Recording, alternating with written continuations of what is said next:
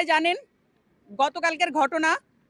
আমরা দেখছি বিএনপির একজন শীর্ষ পর্যায়ের নেতা, সাংস্কৃতিক সংগঠক, তিনি হিজাব এবং নিকাবকে নিয়ে কি পরিমাণ একটি নোংরা মন্তব্য করেছেন। আজকে আমরা সাধারণ নারী শিক্ষার্থীরা এখানে দাঁড়িয়েছি, তার তীব্র প্রতিবাদ জানাচ্ছি।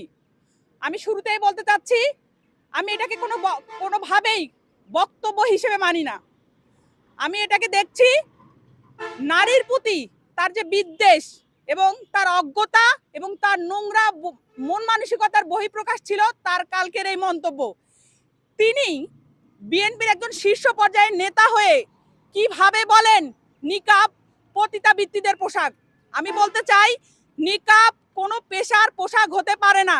আই রিপিট, নিকাব কোনো পেশার পোশাক হতে পারে না। নিকাব হচ্ছে মুসলিম দেশে, মুসলিম সমাজে বহুকাল ধরে প্রচলিত নারীদের